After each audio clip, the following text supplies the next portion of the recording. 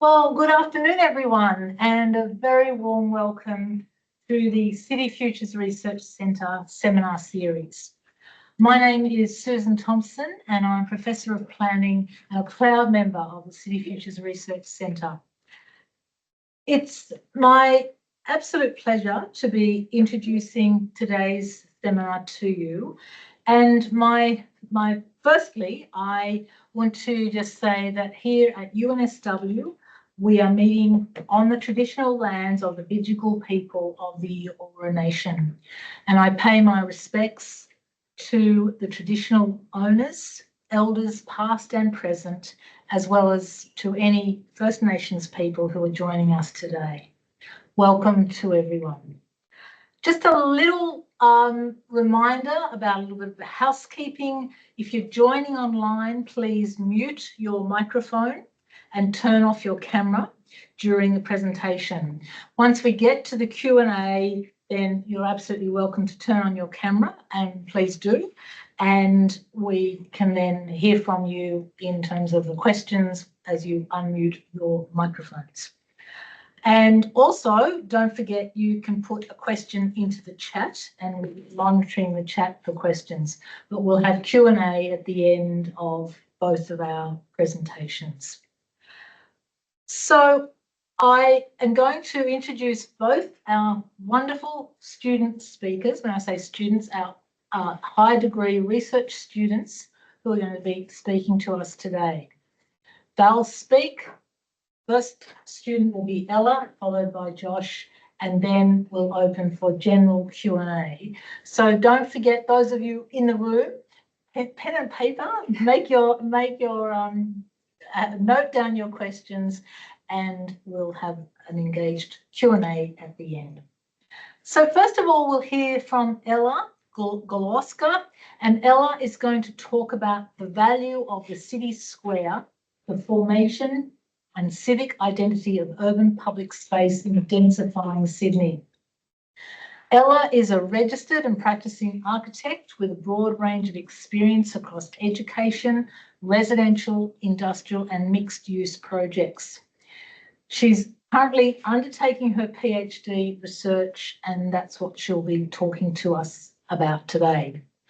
She's also, through her work as an educator, an architect, a researcher, and a photographer, she's really striving through this work to raise public awareness of the role of architecture and urban design in sustainable urban development and foster exchange of knowledge and best practices in the design and planning disciplines. And I'm very excited to be hearing from her today. So in a moment, Ella, you can take the podium, but let me first, before you do that, introduce our second high degree research student who's going to be speaking to us today, and that's Josh Hernandez. Josh is going to be speaking on the topic of towards soundscape design in the built environment, exploring research practice gaps in New South Wales with implementation science. Josh, as I've already said, he's a PhD candidate, and he's here in the School of the Built Environment with his supervisory team associated with City Futures Research Centre. He's interested in researching how we can coexist more fairly and considerately with each other and with the world around us. It's pretty impressive ambition, and so important. Josh comes from an interesting background with a Bachelor in Creative Intelligence and Innovation and Bachelor of Communication, Media Arts and Production, and he attained those degrees at UTS, and he's also worked as a media professional in sound design and post-production. He's been helping the HDR student cohort here in the School of the Built Environment as a student representative on the committee, and he's also currently a committee member of the Australasian Early Career Urban Researcher Network. So Josh will be speaking second. So I will now hand over to Ella, who will present, and we'll look forward to hearing from Ella. Hang on to your questions, and then Josh, and then general Q&A. Thanks, Ella. Thank you, Susan. Hello, everyone. Thank you very much for having me. I'm honored to present my research and some initial findings from my research to you today. And it's great to see some familiar faces that a lot of people probably already heard a little bit of my story. So yes, I am a practicing architect. I finished my master's degree in engineering and architecture back in Poland, and I moved to, after which I moved to Australia. And through working for 10 years as an architect here in Sydney, I grew more and more curious about Sydney built environment, so different to the European cities I'm familiar with. And that's inspired my PhD journey. So my topic is the value of the city square, the formation, use and meaning of urban public space in densifying Sydney. So I'm studying public spaces. Public spaces, as we generally understand them, it's streets, it's a park, it's a square or a plaza. And all of those typologies have their own historical and functional legacies. So when I moved to Sydney, I started asking myself, where is the heart of the city? Where do people meet? How do people use the public spaces that we have in Sydney? So firstly, Sydney is a water city. Most of its waterfront edges and beaches provide for leisure interactions. Then we have city parks that hosted many aspects of recreation and also civic life in Sydney. And then Sydney urban public realm is also characterized by High Street, serving as a focal point for cultural, commercial, and also social activities. However, what could be described as a traditional square is notably absent. So where I started was the urge to explore how effectively urban public spaces in Sydney can accommodate the essential function of a square to be a gathering place. And going further and doing my research, I took a step back and wanted to firstly ask if the idea of the public square as a gathering place is actually relevant in Sydney. And recent events, including the ban of the protest outside of places of worship, shows that it might be a very much worthwhile question to ask today. So then, especially in light of the recent announcements from Clover Mall about pursuing the idea of new town hall square and all the repercussions that goes through it, I would like to deepen the understanding of the contemporary square that can facilitate the civic values, such as social and political sense of ownership, positive exposure, interactions between diverse public, and the foundation of the common identity. So I hope that this research will provide the insights that can inform the design of the public spaces to enhance their functions as the civic places, especially because civic values recently entered the chart. Just this week, City of Sydney shared a concept calling the new Town Hall Square a place for celebration and protest. You can see that there. So why to talk about it in a little bit of broader perspective? The discussion about the importance and relevance of urban public spaces is very relevant in the era of urbanization. So Sydney is one of the 10 fastest growing cities in the Western world. And we know that the growing urban agglomerations put pressures on land, resources, health, and also safety of places where we live and work. So publicly accessible open spaces can play increasingly important role in managing those challenges, serving as the background structures that allow economic, social, cultural, and political life to happen. Each type, as we said, of the public spaces have their own historical and functional legacy. And the civic spaces, commonly represented by a square, are one of the elements of city identity. So when asked to draw a mental map of city, a lot of people start with the public square, which means that those spaces can be very, very useful, countering social fragmentation and the isolating effect of urban life. So this research looks at spatial and physical qualities of those spaces.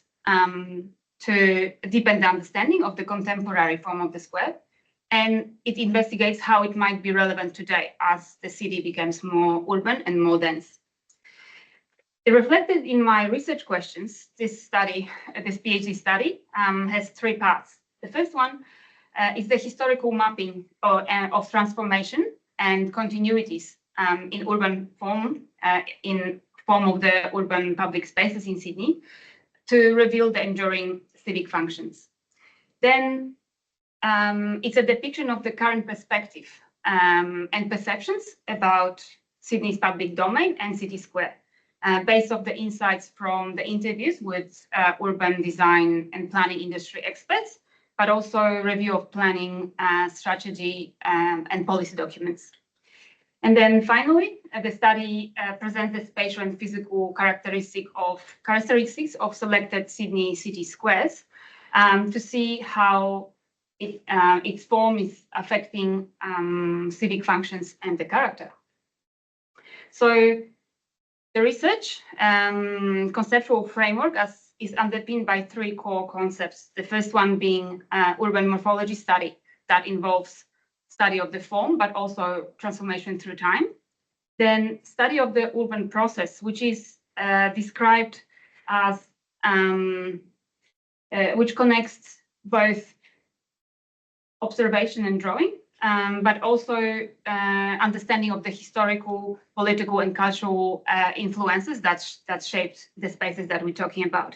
There is also a symbiotic relationship between form and the space, which means the civic values are accommodated in the physical environment. However, at the same time, the physical environment is shaped by those values.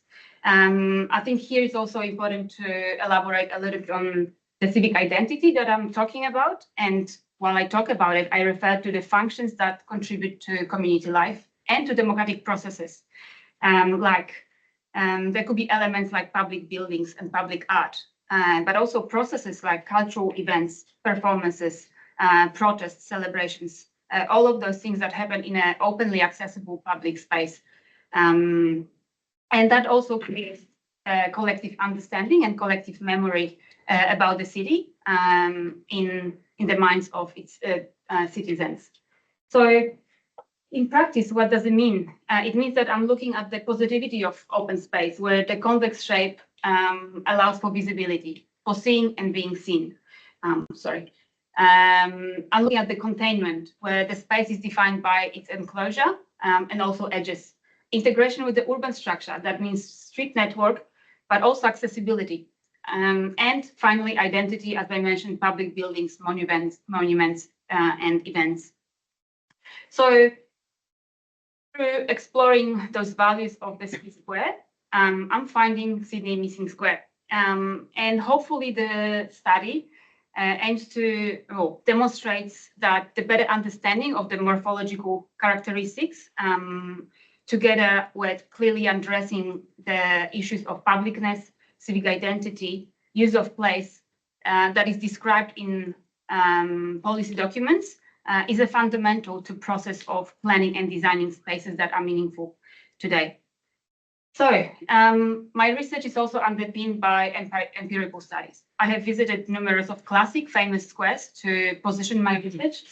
I have drawn them and observed them empirically, but also looked at how those spaces accommodate various activities and gathering around the world. Then I also looked at squares, or places that we call squares here in Australia, and that includes widely discussed Federation Square, our colonial first colonial square, which is Victoria Square, Adelaide, established based on the Law of Indies principles, but also more recent Yagan Square in Perth that actively incorporates connecting with country framework when creating a public space. Or not so recent, but still very recent, new Parramatta Square in Parramatta. Then it's numerous visits to Sydney spaces, especially during events. Could be formal or informal events. Casual Friday in a CBD, finishing of the court case, in Queen Square, 26th of January, Dragon Ball Racing or Dawn Service, how those spaces perform when people are gathering in them. So a little bit more about what I'm actually doing. Interviews are helping me depict the perspectives and perceptions of the civic space in Sydney. I'm using inductive thematic analysis with open coding, which means I have only broadly described themes, and I'm intending to discover and uncover insights throughout the data. And those highlights already coming through my first analysis through the interviews I've done with the experts. The recurring theme is the lack of traditional form of square, not surprising, the need for the gathering place, but also the challenges between adaptation and reclamation of spaces. The issues between designing and allowing places to evolve themselves and being appropriated by people. Acknowledging Indigenous perspectives, influence of the history, power dynamics, but also planning processes, and also desire for the research that we are doing here to have practical applications. There are a few more insights that I would like to share with you today that coming through my interviews, and definitely they deepen the understanding of my understanding of urban public space conditions. I have spoken to Elle Davidson, who is a Aboriginal urban planner, and because I really wanted to run through her the idea that through my research, I sort of thought that could be a connecting agent between the square function and the form of Aboriginal activities, meaning gathering. And conversation with her was really enlightening to see how different our perspective might be, and some perspective that I might be projecting through my background, and also relying only on the desktop research, for example. Hugely valuable were conversation with practitioners like Libby Gallagher, how the spaces are designed and delivered, but also with Jessie McNichol from City of Sydney, who is a City of Sydney planner. So seeing the other side of that. Recurring theme of significance of public buildings is very interesting, especially to a person like me who is an architect. And also the need of understanding the policy documents and how they actually influence the design and delivery. So then some of those initial analysis and also structuring methodology made me look again at the document review, which was sitting comfortably in my literature review at the beginning. But then I thought that this part is worth more rigorous approach. And I'll be doing, I started doing deductive content analysis. So running the theme that I already discovered through the policy insight. And I'm looking at the documents from New South Wales governments, that's policy and visions, but also City of Sydney, a strategy, visioning and action plans to find those themes that I already discovered from my research. So, for example, recurring theme in my research is that the English term square can be limiting and misleading in comparing to European equivalents. That is quite often spoken in my conversation, but also comes through literature. So what do we mean when we say square, especially in Australia? How planning documents address that public space typology? Are we talking about streets and open spaces as we quite often hear? So open spaces, is it a park and a square, but is it also a plaza, forecourt, street closure, pocket park, urban park, sport field, wetlands? That's all open spaces. So can that lack of specificity potentially hinder the effective planning and design of the spaces? That's the one of the question that I'm looking at. So then morphological study, which its aim is to firstly relate the theoretical and general notion of the square to our location here in Sydney, specific location, map the transformation and continuities, but also identify the historical layers and civic values that are embedded in those spaces. And while I'm at it, create a drawing catalog of the city urban public spaces. So that study is done using the techniques like cartographic practices and morphological studies inspired by Nolly map drawings of Camilo Citer, but also contemporary works of urban environment of Sydney by Paul Ashton, Philip Fallis, and Peter John Cantrill. We can't see it very well on the screen, unfortunately, but I've done a mapping of Sydney public spaces from the very first map that was identified in my archival research. And that spatial and chronological study shows that public spaces obviously change over time, but it changes in response to physical and cultural pressures. And this contributes to the discussion, firstly, about the lack of traditional form of the square, but also to the fact that those spaces acquired that civic identity through time. There's a lot of interesting insights to various spaces, how they change, so please stay tuned. I just would like to say that, and hopefully you can see that in the next picture, I'm really fighting the urge to change my PhD topic to Sydney Square is actually a triangle. But that is my later problem. So this work through mapping that transformation through time, we can see that the public space is the continuous physical presence that changes, but also because of that changes, it acquires richness. It also shows the loss of urban public spaces that we have in Sydney. And when we go a little bit further, we can see that the spaces started popping up again, which means the need for urban public spaces in Sydney is still strong. And we're addressing that today, as we can see. So now bringing it all home, case studies that I'll be talking about. I aim to investigate how and if those existing spaces in Sydney, due to the location and maybe acquired civic identity, have the potential to accommodate the functions and values of a square, even though they do not fit the traditional typology of the square.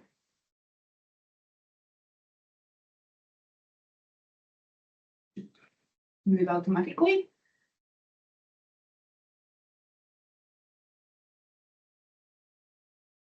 So far, I've chosen 4 case studies. I'm still wondering if I enlarge that list a little bit more. However, the 4 case studies that as you can see, that I currently chosen is Opera House forecourt, Gateway Plaza in front of Customs House, Martin Place, Queen Square, and Sydney Square, that it's getting more and more interesting these days. So finally, I would like to say that I hope that understanding those morphological qualities of existing Sydney public spaces can help practitioners in conservation and adaptation, as well as creating new, well-informed and well-contextualized urban public spaces in Sydney. Thank you so much.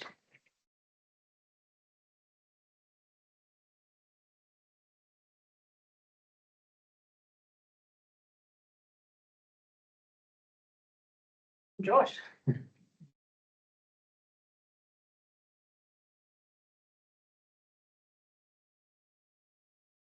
Bring up the slides, Josh, in a sec.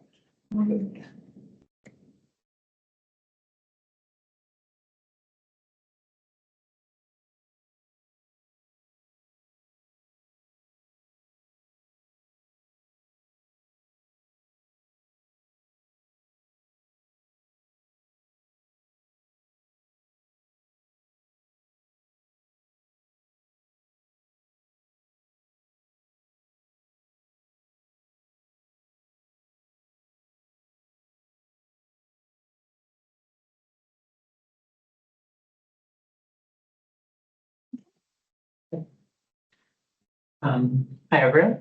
My name is Josh. Susan already did the introduction briefly, but yeah, my research topic is looking at gaps between research and practice of soundscape design in the built environment. specifically here in New South Wales, and using implementation science as a body of theory to analyze that. Just quickly doing it like in the country.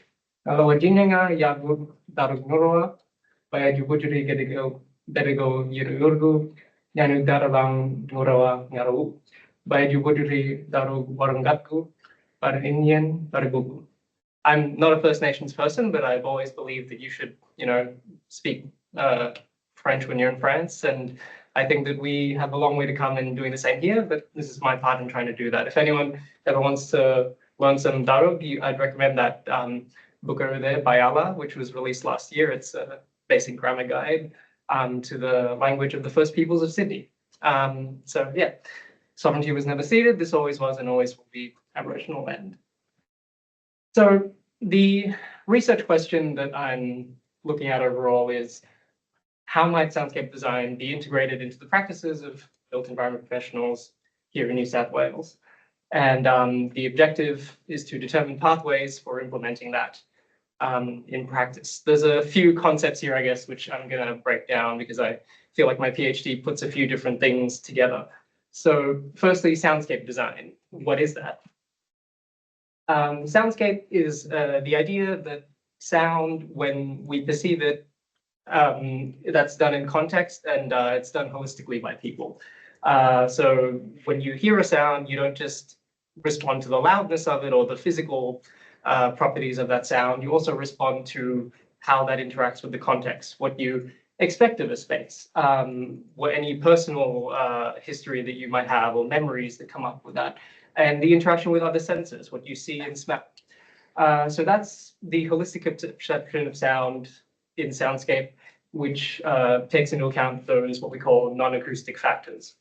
The advantage of using soundscape in built environment practice is that it allows you to preserve a design for sound of preference, which are good sounds, rather than just mitigating for sounds of discomfort, which is noise. So that bad framing of sound. And while the properties of the soundscape are influenced heavily by the nature of the built environment, they're often overlooked in the official scope of design and planning. It's very oculocentric is the word that's used in the literature. So very much focused on the visual senses and what people can see, how things look, but not very often how things sound. And if it is something that's considered, it tends to be done in an ad hoc basis rather than in routine practice. So soundscape design in the built environment refers to interventions in the built environment and its design that change people's perceptions of sound using that soundscape concept. And soundscape planning is the idea of incorporating the soundscape design into urban planning and design processes, ideally from the outset of the project so that it has the most impact, positive impact, you'd hope, and with different disciplines and stakeholders involved so that you're not just imposing a vision of the soundscape onto others, but you're actually doing that in consultation. Some examples of that. Sheaf Square in Sheffield is a more famous one in the literature. So in this image, you've got the train station to the left and a main road to the right. And there was this public plaza, dare I say square, that we have here that was impacted by the noise from the road. And the initial response was to just conceptualize it as a noise problem and put a barrier up. But what made this into a soundscape design example is that they also added a curtain of water that flowed down from the barrier. So essentially it made it into a kind of fountain water sculpture. And also it didn't just become a barrier, it actually is a sculpture overall that signifies the cultural aspects of Sheffield. Sheffield is a mining industrial town in England, and so the steel there is a big symbolic aspect of the culture of Sheffield as a place. So yeah, and of course it still does do the initial job of blocking the sound from the road, but it has the added aspect of having the water sounds, which are pleasant and which improve people's perception of the place and make it a much more nice and like just with some nice cool sounds in the background, a place where you might relax and not just walk past. Here is an example of soundscape planning, meanwhile, which zooms out a little bit. So there was this site that was identified that was what was it? I think there's a railway line over there and some roads to the side. And what was experimented with was up the top right, different configurations of the buildings on that site. Because if you are able to implement the concept at an early enough stage, you can actually use the buildings to shield from noise exposure rather than having to shield the residents of the building using acoustic treatments. You can actually position the building in such a way that you can create quiet areas and places of tranquility among the site. So the alternative options are up there at the top, and then you can see down in the bottom the different noise profiles that came out of it. And you can, I'm not sure if it's that clear for you, but you can see that I think the third one along, so option 2, does the best job from blocking out the road noise. And the other aspect, of course, is that given the contextual nature of sound, even though there's road noise and rail noise on different sides of the site, they're perceived differently. The studies that have shown that rail noise, even at the same decibel level, tends to be less annoying to people than road noise of the same level. So in that sense, it's those expanded options that you have to work with sound when you're doing projects in the built environment. So yeah, I've been talking a lot about design and planning, which naturally brings me to the practices of built environment professionals. For the project and in the literature that I've been reading, the definition of professional of the built environment is someone whose work influences the design of the built environment and thus the soundscape. So it's obviously not necessarily a discrete category because, and even between the professions that are in that category, you can have varying degrees of overlap as shown in that diagram there. But the most commonly defined roles that are included are architects, landscapers, urban designers, and urban planners. And when I talk about practice, I'm talking about everyday ways of working and doing and thinking. So not just those ad hoc soundscape presentations, projects that I mentioned, but actually incorporating soundscape in a way that it is regularly thought of and conceived. Now, practice becomes important when we look at the aspect of implementation, because implementation is the idea of adopting and integrating research knowledge into that everyday routine practice and doing that deliberately, as opposed to the idea of diffusion, which is just letting knowledge spread in an organic way by word of mouth or just by, putting the paper out into the ether and hoping that someone eventually reads it.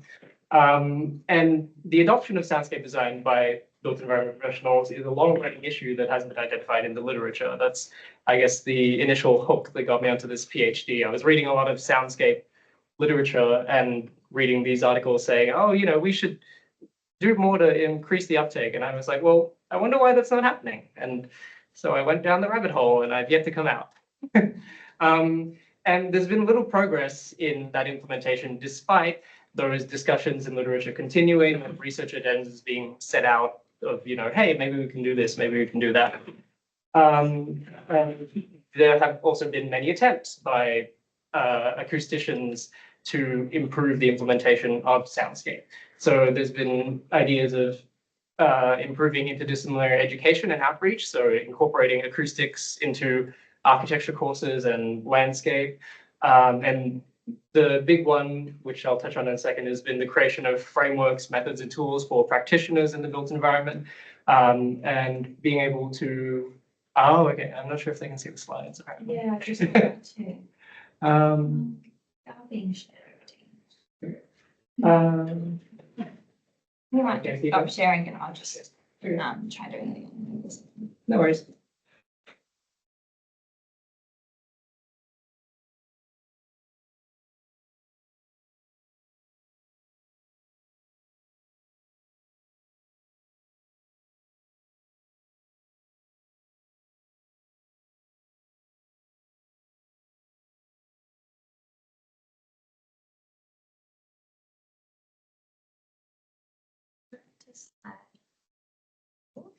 Yep. Did you put a message in the chat? All right, yep, that is. Okay. Okay, so yes, and concepts such as oralization and soundscape modeling, which allow built environment professionals to kind of hear and play with sounds in real time in the same way that you would, visual elements on a drawing board or a whiteboard. The inclusion of soundscape in policy and legislation has been something that's been pushed for by quite a few researchers, and it's currently found its way into one place, which I'll touch on in a sec. And also emergent and participatory approaches to soundscape design. So these ones are actually more about letting the community kind of develop their own bottom-up soundscapes, just kind of handing the power over to them, which for me, I find particularly interesting. And then, okay, so that's the issue, which is still there around implementation. What I'm trying to do is look at it using the idea of implementation science. Now, implementation science is a field which defines itself as studying the uptake of research and evidence-based innovations into that routine practice that we talked about. So rather than just kind of shooting in the dark, which I think to a degree Soundscape has been doing in terms of proposing agendas and ways of implementing things, actually analyzing that systematically using behavioral insights and behavioral science, I should say, and complexity science to systematically understand and improve what are the barriers to a thing being done and what could possibly make it easier for that thing to be done. It was first applied in health and medicine in relation to the uptake of clinical innovations. And but its applications are widening, and this PhD would be one of them. And I'm actually not the only one who's doing that. There was a study last year that also used this field to analyze the uptake of the Soundscape standard that has been developed. So that's, I think, all the key concepts, but admittedly for me, this still leaves the thing feeling a bit nebulous sometimes. So I've tried to refer to another framework, which I think might help place where my research is at. So this is the knowledge to action framework, which is from implementation science, and it conceptualizes essentially the process of going from primary research and evidence-based inquiry through to, so that's the funnel in the middle, down into usable knowledge tools and products that practitioners can use. And then the circle around is the action cycle, which goes both ways and effectively charts different actions that you can use to operationalize the actionable things that you've generated from your research. And in the context of this diagram, when it says knowledge, what we mean is soundscape design. The practitioners that we're referring to would be built environment professionals, and the local context in this case for my research would be New South Wales. So for me, it helps place it a little better because I can see that where we are is currently in the funnel and at the bottom. And when I started the PhD, I think I had some hopes that maybe I might be assessing some barriers in facilitators or adapting knowledge to local context. But what I found is that actually there's still quite a long way to do that. And unfortunately, you can't quite skip steps. So yeah. So in terms of my project and how I've been investigating that, the first thing I did was a scoping review of soundscape design frameworks and literature for practice that's practice oriented for built environment professionals. And from there, I'm basically asking the question of what knowledge exists that practitioners can use related to soundscape. So that's the numbers from the screening process that I've done. I had just over 1,000 journal articles, which were screened down into 45 that have actually proved to be relevant for practitioners. And there's a fun little diagram of, so 13 of them are kind of just about built environment professionals and how they use Soundscape to date or could possibly use Soundscape. And then the other colors you'll see are for specific kinds of built environment professional. And some of these papers do touch on more than one. So I've tried to just loosely categorize into, who is the main focus of the paper. So some of them are very oriented towards a specific kind. For example, The design tool for landscape on the left is so that one's not really a process, it's more just like a conceptual tool of like, here are some things that you can do with the soundscape. And the numbers are indicative, but you can use these in any order technically, but it essentially groups soundscape into 3 actions of localizing functions, so identifying what a place is for, and then number 2, reducing any unwanted sounds, and 3, introducing positive sounds. And on the right, you have another one which is more orientated towards planning, essentially covers the same aspect of a process that you can use to do some soundscape design. So establish what the place is and what you want from it, figure out kind of what is the present soundscape, and from there, get rid of the sounds that you don't want and add the sounds that you do. So those are just some examples, but the overall results that I've kind of pieced together from looking at those texts are that there's not just a research practice gap, there's also a research policy practice gap. Even if you make it to policy, you then have to go another step to actually get things done in the real world, which maybe is not news to some people. It was news to me. I was an optimist. Another one is that most instances of successful soundscape design were ad hoc or pilot projects, and they were led by acousticians rather than built environment professionals, which is relevant for my study, particularly since I'm looking at soundscape design for built environment professionals. There's definitely a lot of work and good work being done by soundscape design and soundscape analysis people in acoustics, and I don't mean to devalue that work at all. It's, but for my project, it's not the most relevant thing. And there's limited adoption of practice-oriented outputs. So the frameworks that I pointed out, they haven't necessarily been used by the examples of soundscape that do exist. And conversely, the examples of soundscape that I showed you earlier in the presentation, they kind of just made it up as they went. They didn't necessarily use any of those frameworks. So there is this disconnect between the research communities and the practice communities that is still around. And lastly, yeah, despite the creation of an ISO standard in 2014, so more than a decade ago now, there's still a lot of diverse terms being used for soundscape design. Like there's a lot of synonyms around soundscape design, soundscape, urban sound planning, soundscape creation, sound design, urban sound design. It's just basically any variation of those words you can think of, people have used. And they'll all cite the standard, but then they go their different ways with the terminology, which, yeah, I'm not sure if anyone has any comments on that, and we can discuss. But I find it interesting that everyone wants to pick their own little word for it. So where I've gone from after that is doing interviews with built environment professionals here in Australia, in New South Wales, to actually understand how do they currently work with sound and how could soundscape design be integrated into the system here. And to do the analysis on that, I'm using a framework which I'll outline in a second.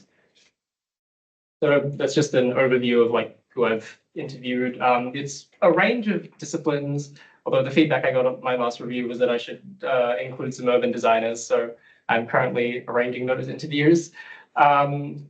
And yeah, so that was a range of people, most of whom have already had experience working with acoustics, but also some who we were able to include more naively, just like I basically just wanted to know how they work with sound, even though they're not specialized in it.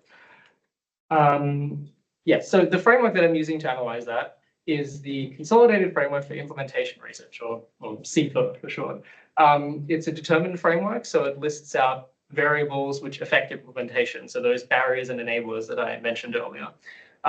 There's 48 of them. They come from a big multidisciplinary review, and it was most recently updated 3 years ago.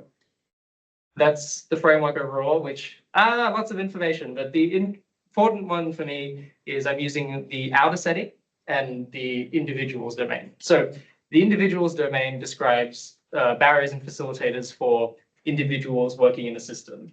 And those are among different roles, which are listed there, and they assess the capacity, opportunity, and motivation for those individuals to enact a change. And the outer setting is the setting the outer setting is the wider context in which an intervention is being enacted. So that's things like policy, legal conditions, well, at least for Soundscape, those tend to be the most relevant, but also financing, etc. So the results from those interviews to date have been that there is little to no knowledge of soundscape design in practice, which like I feel like it's somewhat common knowledge maybe among people in soundscape, but apparently no one's necessarily written it down. So that's my contribution to the literature. There's an openness to working with sound as a positive element among designers and landscape architects, and a recognition that the outcomes of their projects would definitely be improved by soundscape design. But overall, sound is only formally considered in the domain of noise and by environmental regulators. So here in New South Wales, that would be the EPA, the Environment Protection Authority, and also some other authorities that have been delegated by the legislation. The big barriers for the implementation of it, therefore, are the cost of soundscape, perceived or otherwise, and the value engineering of sound, as in like it tends to be removed from a project as costs are cut, and as the project progresses, people lose the they lose the significance of what it is that soundscape contributes to the project, and so it tends to be removed at some point. Communication of oral concepts and outcomes. So between built environment professionals, even if they're doing things with sound, they don't necessarily have the language to talk about it. And likewise, the language that acousticians speak around soundscape doesn't tend to be understood by built environment professionals. And overall, lack of references for successful soundscape design. Again, maybe perceived, because I did show you earlier there are successful cases that exist, but evidently that literature and that knowledge is not making it through to built environment professionals for their use. And a big enabler, if it were to be enacted, would be a soundscape design policy, because that would make people, well, the theory goes that it would make people consider soundscape, and even if in a tick the box way, at least think about it, which is currently better than nothing. So following that, what I've done is another round of interviews, but this time with professionals in world-leading contexts of soundscape design. So that's this third stage. And I've essentially asked the same questions as in my first stage, but this time looking at, instead of looking at the system of New South Wales, looking at the contexts, all of them international, where soundscape design has been successfully implemented and used in practice. So far I've done 4 interviews. I'm currently waiting on the 5th one, and I may arrange. I'm waiting to hear back on maybe 1 or 2 more people. But so that's from a range of nations, including Wales, England, Spain, and Canada. And I have, I think German, no, Denmark is the other one that I'm currently talking to. And once again, I'm using the CFIR to analyze that. That's why the questionnaire has been kept the same, to essentially allow for like a comparative analysis at the end. And from that, the results have been, so, sorry, I missed it in this presentation, but there has been 1 instance of a successful soundscape design policy to date, and that has been in Wales, which is why I interviewed that person, and I must have deleted the slide accidentally. But yeah, so the soundscape policy in Wales was something that I was quite interested in because it existed. The fact that soundscape had actually made it into a policy and at a national level, not just as a city initiative, but as an actual thing for a whole country. So I was very interested in that, and I did the interview. But what I found from that was that the policy was ahead of practice. So it had been put in place to try and stimulate practice of soundscape design, but soundscape design is not necessarily being done in Wales, which is, again, maybe I'm just naive, but I was hoping there'd be more. And from the interviews overall, what I found is that policy windows and political champions are really important for implementing soundscape design, because right now it tends to be a thing that is kind of, out of scope or beyond what necessarily needs to happen. It only does happen when people have the support to do it. So when a policy happens to, encourage placemaking or there's a political champion who says, who is in the local government who says, hey, let's make this a thing. And importantly, those windows generally tend to be limited. So when the political champion departs, so does the funding for the soundscape installation. And overall, the built environment professionals, not just here in Australia, but in most places around the world, are still limited in their knowledge and capacity to conduct soundscape design and practice. Yeah. So the last stage of my project, which I'm going to do after this, is to take the 2 rounds of interviews and synthesize them and do a comparative analysis, which is why I've done the questionnaires in the same way. And that'll be a comparison between the conditions and practices of built environment professionals here in New South Wales and overseas in successful cases of soundscape design policy or practice. And the implications of that are hopefully that we can find some ideas for what we can do here in New South Wales to implement that or to work towards implementing, because like I said, implementation is probably still a bit far off.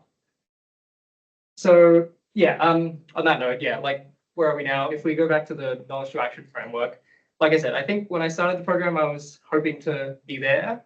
But realistically, we are probably more here and there's still a bit of work to do to actually identify, well, I guess that's what my PhD does. My PhD identifies the no new gap and is reviewing the existing knowledge. But the next steps from here would be actually to adapt that knowledge to local context. So create some kind of actionable process or framework that could be used here. And then to, from there, analyze the barriers and facilitators for that to be used. Which I guess hopefully someone can take the mantle up on that. Yeah, that's it. Thank you.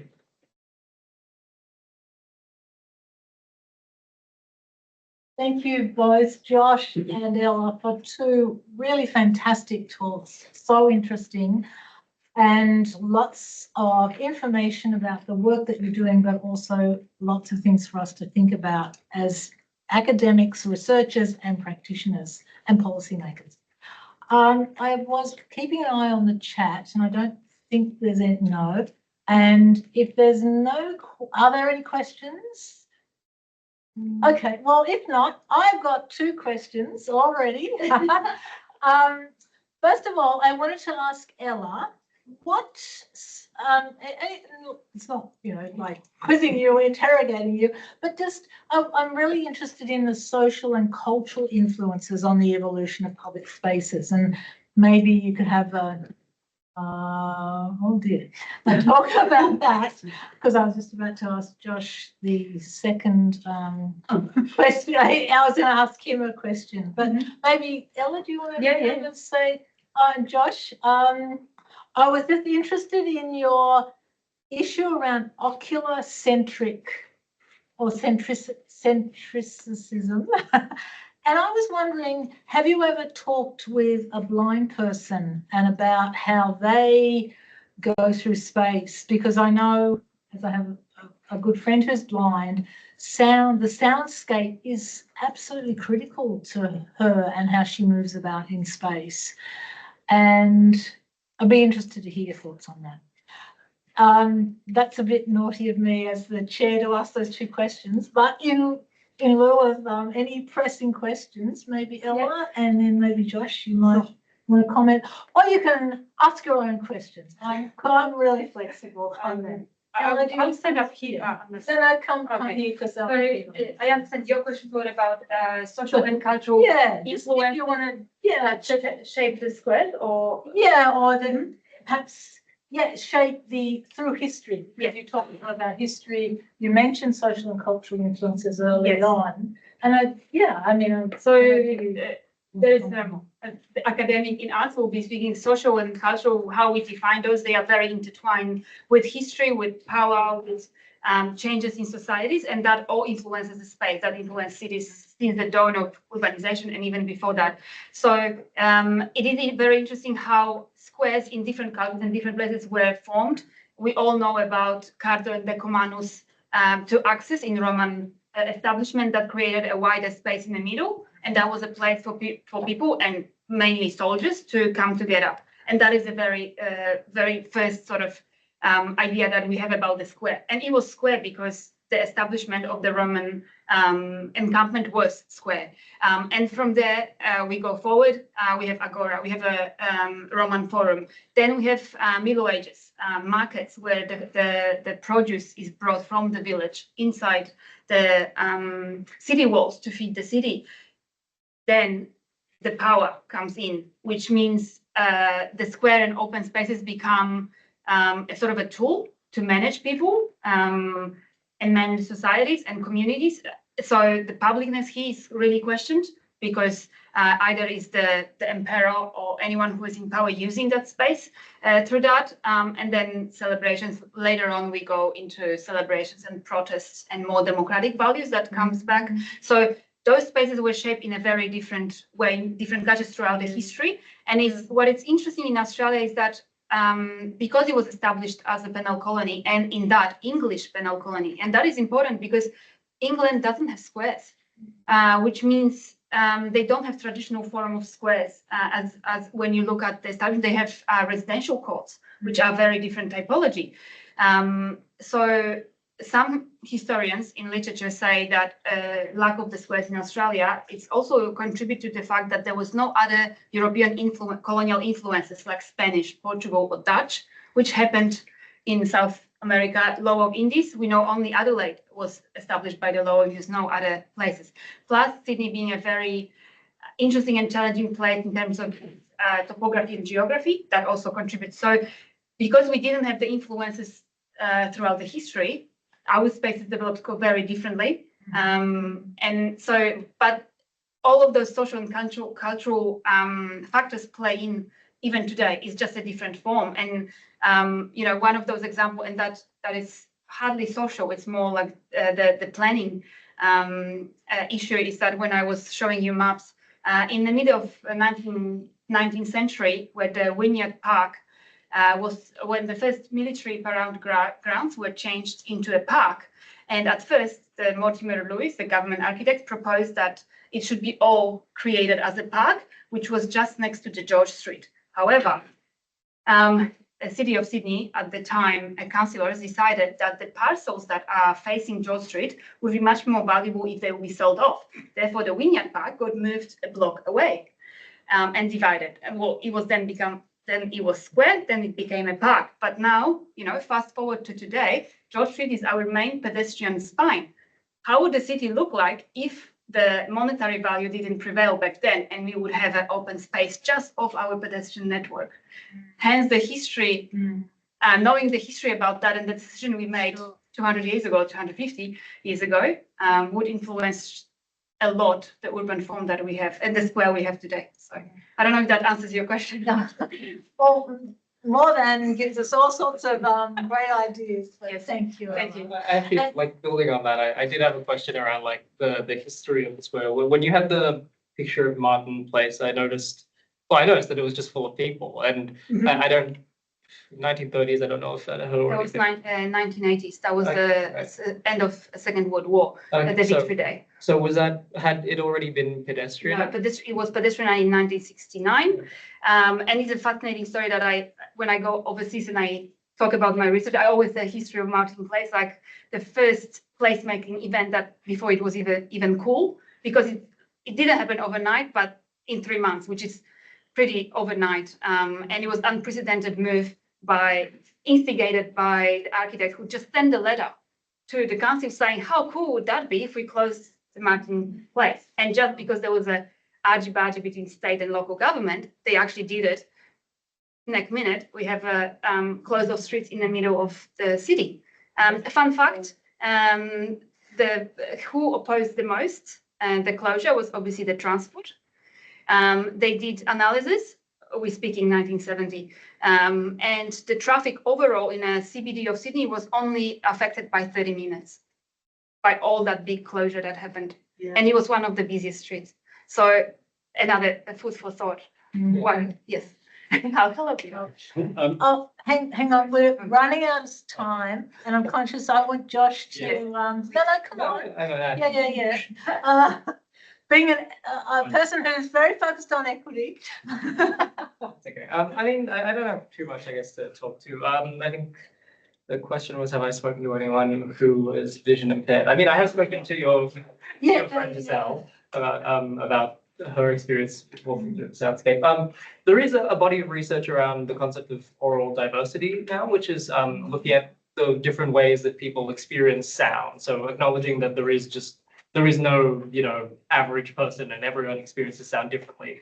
For example, right now I have a bit of a cold and everything's a little bit muffled. But for some people, that's how they live every day. And on the other hand, you have people with hyperacusis who are very, very sensitive to sounds or even certain sounds, depending on, like I have friends with ASD who are very sensitive to certain kinds of sounds. So I guess that concept probably speaks the most to what you mentioned. There's also a few, I guess, nerdy tangents that I could go on around like the battle between like sound and vision as far as being the primary sense. There's the influential book on soundscape by Murray Schafer in the 70s. He makes this case that humans are actually oral centric until the invention of writing. And then his thesis is that at that point, we started to think more about visions and pictures. And not that we never did that, but he points to like the Bible talking about the voice of God, not the face of God, and the fact that sound is something that you really feel, whereas sight tends to be not something we, feel it as a sensation necessarily. So yeah, there's a lot of interesting things we can chat about there. Thanks, Josh. And I'm sorry, Peter, but I am conscious that we should close the session, but those in the room, please stay around and have more chatting and discussion. But thank you both very much to Ella and Josh for a really interesting session today. And I'm just looking to the back. So today I think this is the last of our term one. No, it's not. We've got another one coming up in a fortnight, and that'll be advertised, and so you'll get notification of that. So thanks very much for coming along, both here in the room and online, and good afternoon. Thank you.